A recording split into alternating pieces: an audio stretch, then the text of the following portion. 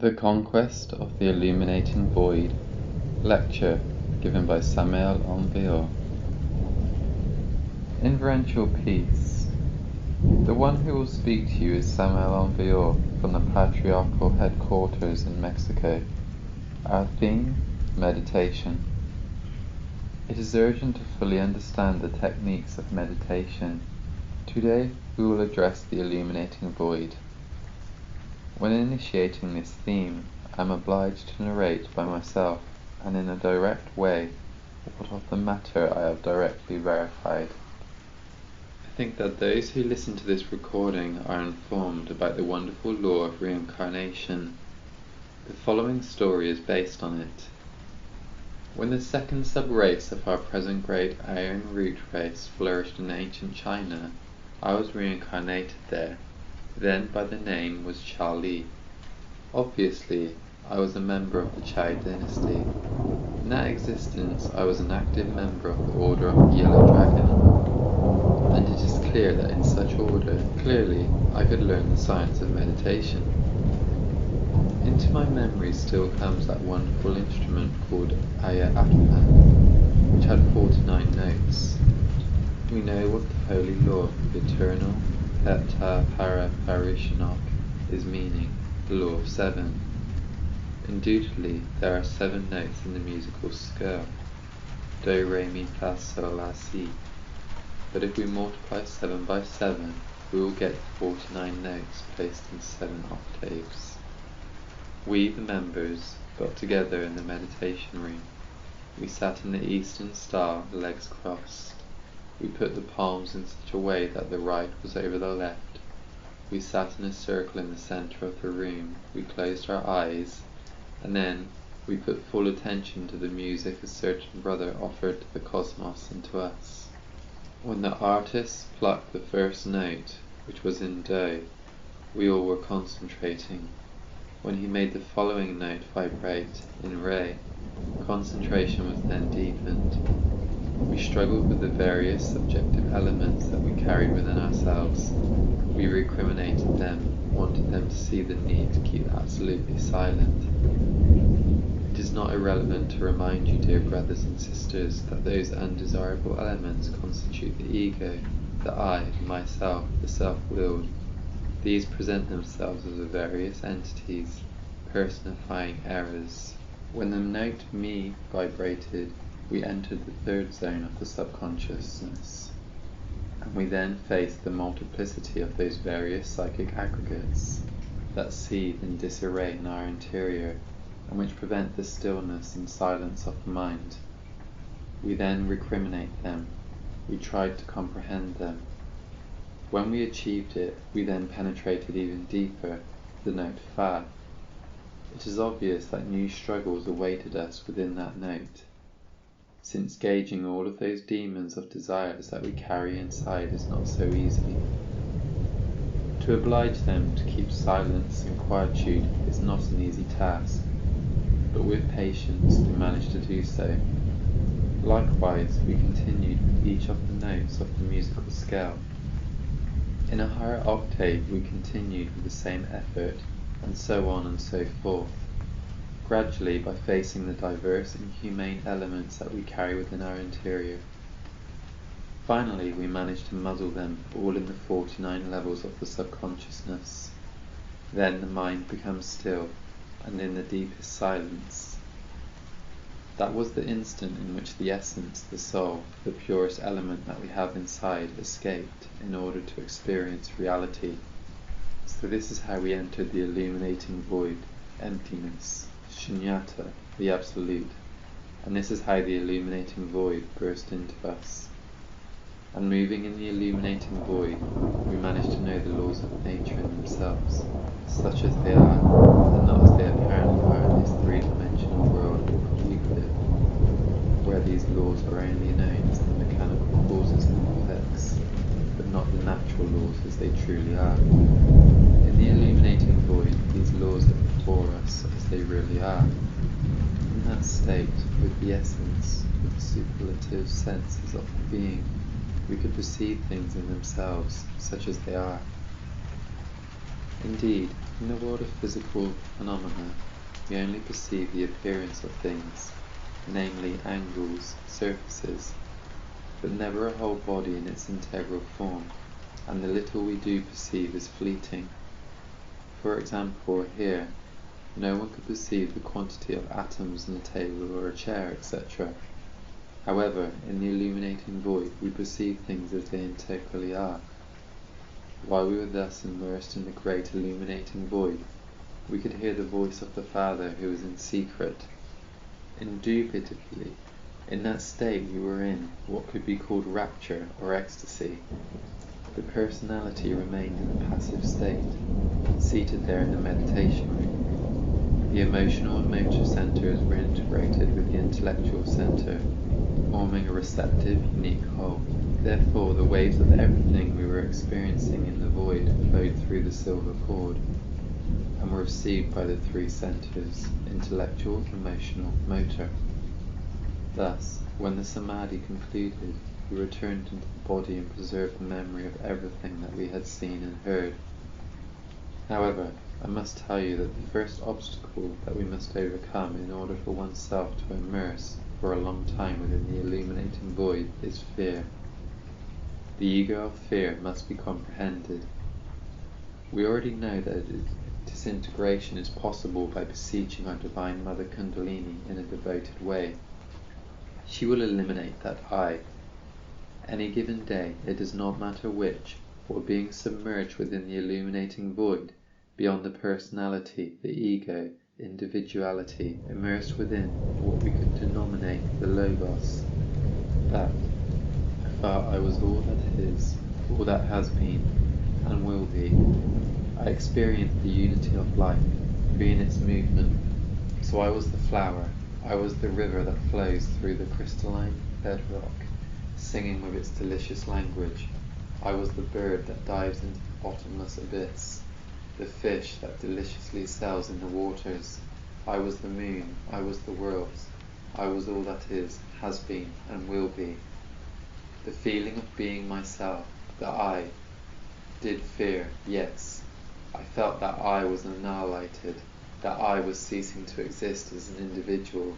I was everything, but not an individual, that myself tended to die forever. Obviously, I was filled with an unspeakable terror, and thus I returned to form. New efforts enabled me then to experience the eruption of the illuminating void again. Yet again I felt confused by everything, by being everything, since as a person, as I, as an individual, I had ceased to exist.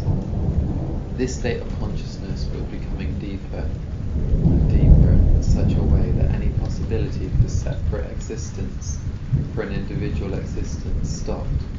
It definitely tended to disappear. I could not resist any more. I returned to form. A third attempt yet. I could not resist. I returned to form. Since then, I know that in order to experience the illuminating void, in order to feel the Tao in itself, one needs to remove the eye of terror. That is indubitable. Among the brothers and sisters of the Holy Order of the Yellow Dragon, the one who stood out the most was my friend Chang. Today he lives on one of those planets of Christ, where nature is imperishable and never changes. There are two types of nature, the perishable, changing, mutable one, and the imperishable, the one that never changes and is immutable. In the planets of Christ there is an eternal, imperishable, and unchangeable nature.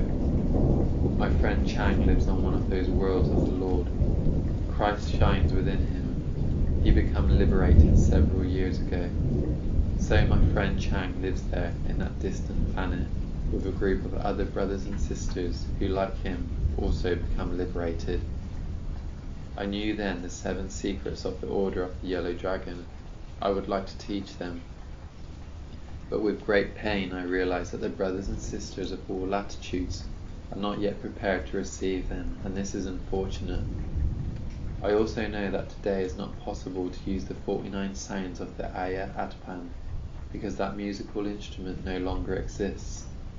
There are many devolutions of this instrument, but they are different. They do not have the 7 octaves. All the string instruments are devolutions of this instrument, namely violin, guitar, even the piano, etc.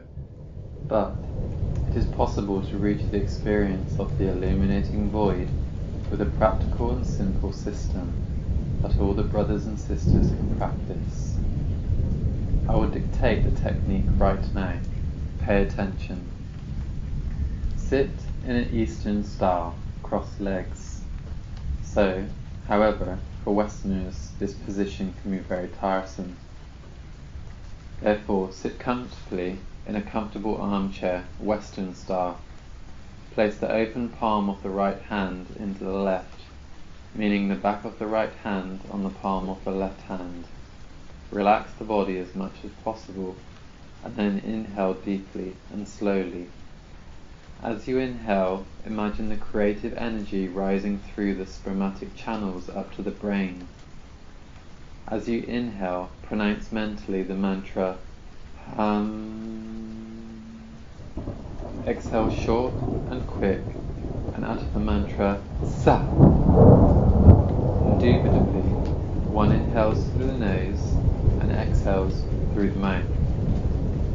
Again, as one inhales, one must mantralize the sacred syllable Hum mentally, given that one is inhaling through the nose. But as one exhales, one can articulate the syllable Sa in an audible manner. This mantra is Sanskrit. Ham is written with the letters H-A-M. Sa is written with the letters S-A-H. Hamsa can mean I am that, meaning the ultimate reality. The inhalation is performed slowly, while the exhalation is short and quick. The reason? Obviously, in every person the creative energy flows from the inside towards the outside, that is to say, centrifugally. But for the purpose of spiritual growth, we must reverse that order. Our energy must flow in a centripetal manner, that is to say, from the outside towards the inside. Indubitably, if we inhale slowly and steady, creative energy will flow in a centripetal manner from the outside towards the inside. And if we exhale short and quick, then that energy will become increasingly centripetal. During this practice, one must not think of absolutely anything. The eyes must be fully closed. Only the Hamsa will vibrate in our mind, and nothing else. As one practices it, the inhalation becomes deeper, and the exhalation very short and quick. The great masters of meditation transform their breathing into an inhalation process only, and even then that is suspended. For scientists this is impossible, but factual for the mystics.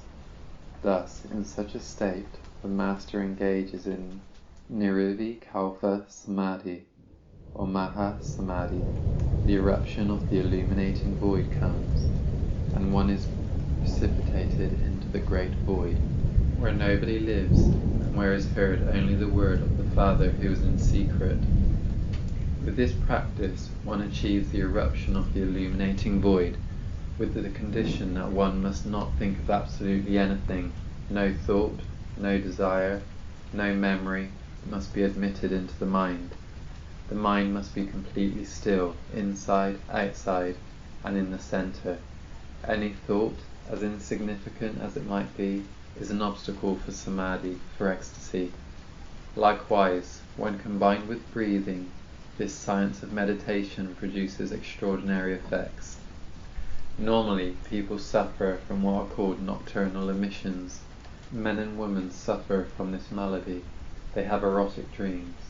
If the eyes copulate with each other, the vibration passes through the silver cord to the physical body and becomes an orgasm blast of creative energy. This happens because the sexual energy flows centrifugally from the inside towards the outside.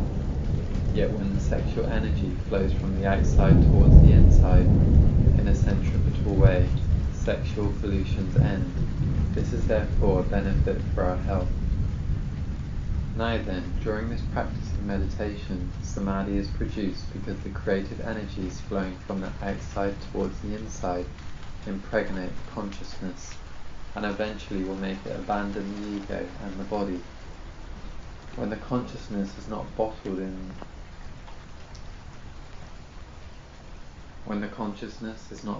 the ego, then free from the ego and outside of the physical body, it undoubtedly enters the illuminating void. It receives the Tao. If one eliminates the ego of fear, of terror, one can remain within the illuminating void without any concern. One will feel that one's individual aspect is dissolving. One will feel living in the stone and in the flower, in a distant star, and in the songbird of any world or planet, but will not fear.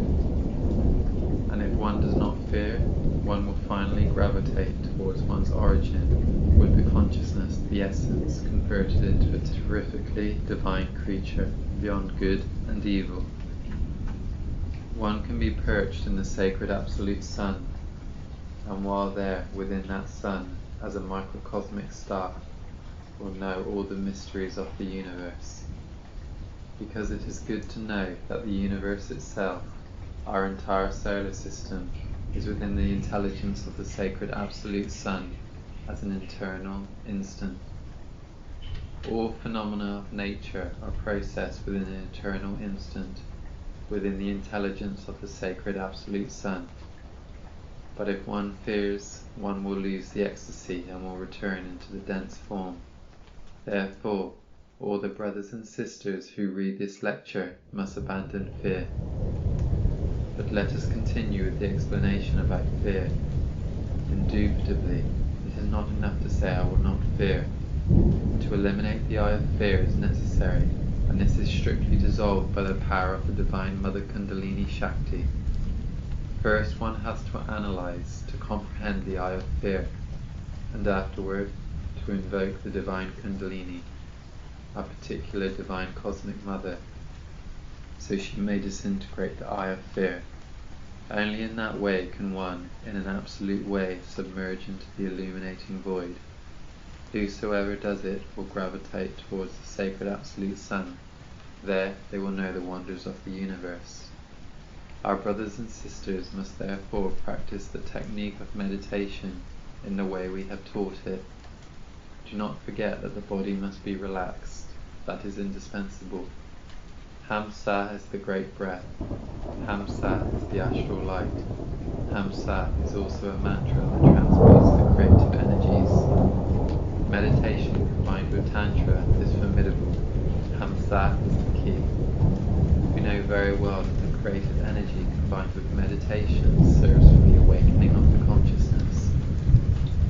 Undoubtedly, creative energy takes the consciousness out of the egoic element and is absorbed within the illuminating void. Obviously, the illuminating void is beyond the body, emotions, and mind. In a Zen meditation room in the East, a monk asked the Zen master, "Master, what is the illuminating void?" Zen texts state that the master kicked the disciple in the stomach, and that disciple then fell inert. Thereafter the disciple stood up and hugged the master. "Thank ye, Master, I have experienced the illuminating void." Nonsense, many would say, but it is not. What happens is that very special phenomena present themselves for the experience of the illuminating void. A chick, when ready to hatch, is helped by its mother, and she helps or assists the chick by pecking at the shell, and with this help the chick keeps struggling to exit. Likewise, when someone has matured, he receives the help of the Divine Mother Kundalini and leaves the shell of the personality and the ego in order to experience the illuminating void. But we must persevere. Meditation must be combined intelligently with concentration and drowsiness.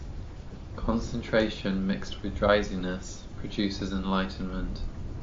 Many esotericists think that meditation in no way should be combined with drowsiness of the body, but those who think that way are wrong, because meditation without drowsiness ruins the brain. Always use sleep in combination with the technique of meditation, but a controlled sleep, a voluntary sleep, not a sleep without control, not an absurd sleep, but meditation and sleep combined intelligently. We must ride on sleep, and not let the sleep ride on us. If we learn how to ride on sleep, we will triumph. Yet if sleep rides upon us, we will fail. But let us use drowsiness. Again, meditation combined with sleep and a technique take our students to samadhi, to the experience of the illuminating void. One must practice daily. At what time? At the moment when we feel the intention of doing so, especially when we feel sleepy. Take advantage of it and meditate. If the disciples follow these instructions, they may one day receive the Tao. They may experience the truth. Obviously, there are two types of dialectic: rational dialectic, from the intellect, and the dialectic of the consciousness.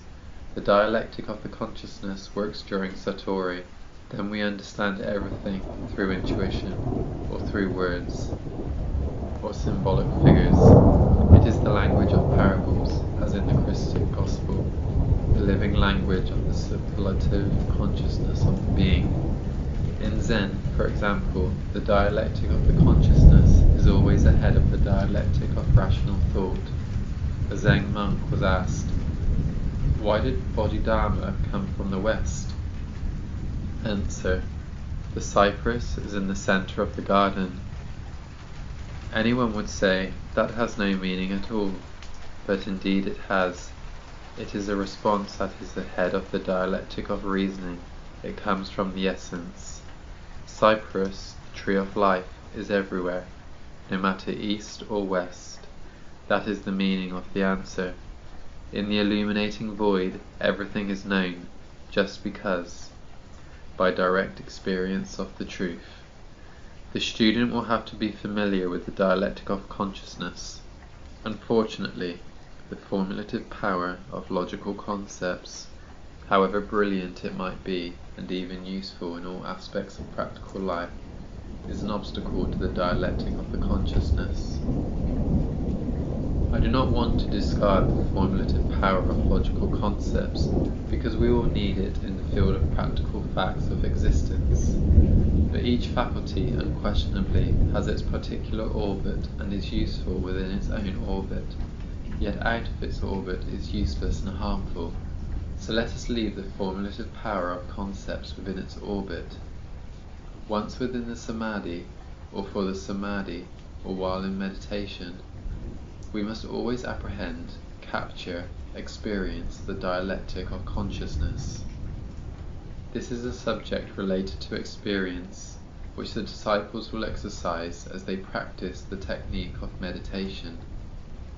The path of profound meditation involves a lot of patience. Impatient people will never achieve success.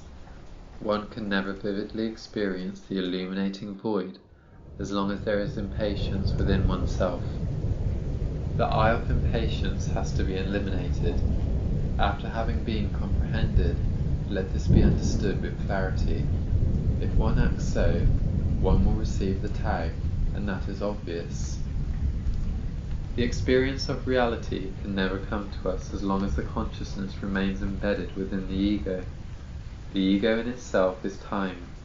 All of that multiplicity of ghostly elements that constitute the myself are a compendium of time. The experience of the illuminating void is the antithesis. It is timeless, it is beyond time and mind. Time is all the multiplicity of eyes. The eyes is time. Therefore time is subjective, incoherent, clumsy, heavy. It does not have objective reality. When one sits in a meditation room, or simply at home to meditate, when one practices with this technique, one must forget the concept time, and live within the eternal instant. Those who engage in meditation and are waiting on the clock obviously fail to experience the illuminating void. If I were asked how many minutes a day we use for meditation, if it is half an hour or an hour or two, I would not answer, for if someone comes to meditation and is aware of time, that one cannot experience the illuminating void, because it is not of time. This would be something similar to a bird trying to fly, while one leg is tied to a stone or a stick. The bird could not fly. There would be an obstacle. To experience the illuminating void, we have to free ourselves from every obstacle. What is important is certainly to experience the truth. Truth is within the illuminating void. When Jesus, the great Kabir, was asked, "What is the truth?" the Master kept silence. And when Gautama Sakyamuni was asked the same question, he turned and walked away. The truth cannot be described, it cannot be explained. Everyone has to experience it for themselves through the technique of meditation. In the illuminating void we experience the truth. This is an element that transforms us radically. One must persevere, one must be tenacious. It may be that in the beginning we do not achieve anything, but as time passes we feel that we are becoming more and more profound, and finally one day the experience of the illuminating void will burst forth within our mind. Unquestionably the illuminating void in itself is the holy Okidanok, the omniscient, the omnipresent, omnipenetrating, active Okodanok. That in itself emanates from the sacred Absolute Sun. Blessed is the one who manages to precipitate into the illuminating void where no creatures live, because there is precisely where one will experience the reality, the truth. Perseverance is indispensable. Every day we must work thoroughly until achieving total triumph. The experience of the truth through meditation becomes prodigious. If one has experienced the truth, one is filled with strength to persevere in the work on oneself. Brilliant authors have spoken about the work on oneself, about the I, about the self, and it is obvious that they have done well when speaking like that, but they have forgotten something, which is the experience of truth. As long as one has not experienced reality, one does not feel comforted, one does not feel strong enough to work on oneself, on the I, myself. When one has really passed through such a mystical experience, one is different. Then nothing can stop one's longing for liberation. One will work tirelessly on oneself in order to get indeed a radical, total, and definitive change. Now you will understand, my dear friends, why the meditation room is so indispensable. Frankly, I feel quite sad when seeing that despite having written so much about meditation in different Christmas messages from previous years, still, in the South American and the Central American countries, there are no meditation rooms when they should already be there. What has happened? There is indolence. Why is there indolence? Because of a lack of comprehension. It is essential to understand that the wretched intellectual animals mistakenly called human need encouragement, need something to encourage them in their fight, stimuli for the work on themselves. It so happens that the wretched intellectual animal is weak by nature and is placed in a completely disadvantaged situation. Their ego is too strong and their personality terribly weak. If in those conditions he is left alone, he can hardly walk. He needs something to encourage him to work. He needs an intimate support, which is only possible to receive by means of meditation. I do not mean that everyone, in one fell swoop, will experience the illuminating void. Obviously, one has to get to that experience by degrees. A devotee will increasingly feel the intimate impulse of the being. He will have several more or less lucid experiences, and finally the day will arrive in which he will come to have the best of experiences, the direct experience of the great reality. Then he will receive the tag. Let those who read this lecture weigh my words. Let them reflect on them. It is not enough to simply hear. We have to know how to listen, and that is different. Quote, "For if any be a hearer of the word, and not a doer, he is like unto a man beholding his natural face in a glass. For he beholds himself, and goes his way, and straightway forgets what manner of man he was." James, chapter 1, verse 23 to 24. We must be doers of the word within ourselves. It is not enough to hear the words of this lecture. We need to make it flesh, blood, and life, if a radical transformation is what one wants. We must persevere. These are my last words. Inferential peace. End of lecture.